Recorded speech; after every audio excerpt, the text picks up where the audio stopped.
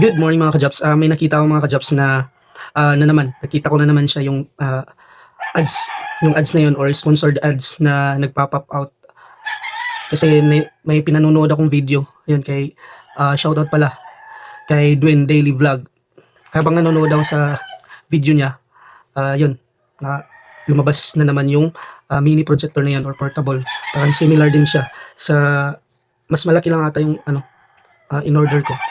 Ngayon, namin natin yung pinagkaiba or para malaman natin kung ano yung legit talaga ba. Paano natin masasabi na scammer to? Yung mga scammer na page or site na clinic natin or sponsored ads na lumalabas sa mga pinanonood natin or sa video. Tingnan natin. Nakikita natin mga ka-Jobs yan, nasa baba, yan, pag clinic natin yon, makikita natin yung site nila, yan yung page nila, yan yung laman ng site nila. Yan ay portable projector daw, portable or mini projector. Ngayon, scroll down natin, tingnan nyo, ang ganda ng mga pinapakita nila dyan sa paggamit ng mini projector or portable projector o kung ano yung features ng projector nila. Ito yung mga halimbawa mga ka-Jobs ng review nila. Yan. Ma-i-encourage ka talaga na bumili kasi nga yan, yung mga reviews nila puro positive yan. Ang mababasa niyo mga ka-Jobs yan, yung mga halimbawa ng mga reviews nila. Pero yan limited lang yung yung mga reviews nila diyan. Kasi nga napuntahan ko yung pinakadulo or pinakalas ng mga reviews diyan. Magbasa tayo ng mga reviews nila. Ang liit pero sulit sa brightness, parang cinema feel sa bahay. Ginamit namin sa camping and wow, kahit outdoor, ang linaw pa rin. Perfect for a small apartment movie nights, hindi harsh sa mata. I love how lightweight siya, kaya kahit ako lang nagdadala, kaya ko pa rin. Sobrang easy setup, kahit first time ko gamitin, smooth na agad. Ang linaw ng projection, parang HD talaga kahit sa 720 lang. I use this for study presentations, ang dali mag-connect sa phone. Perfect companion for camping trips. Ang saya panoorin sa labas. My kids are loving it.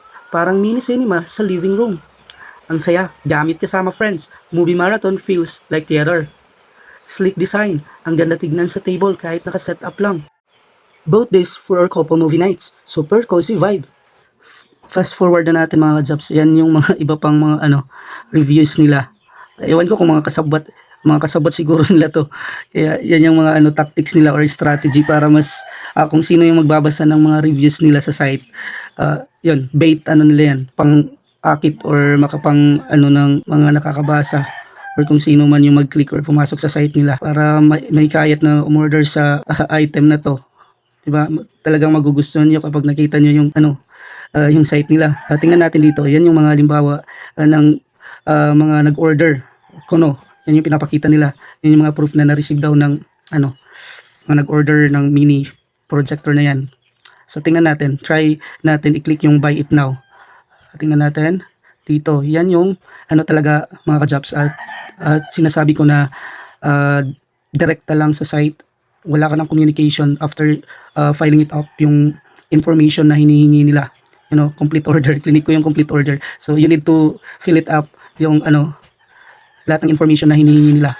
Kapag na-provide mo na yung lahat ng information na hinihingi nila, then yun nga, depende sa payment na clinic mo doon kung cash on delivery ba or online payment. Then after mo ma-confirm na complete order na, yun na nga, hihintayin mo na lang sa pagdating ng order mo na yun.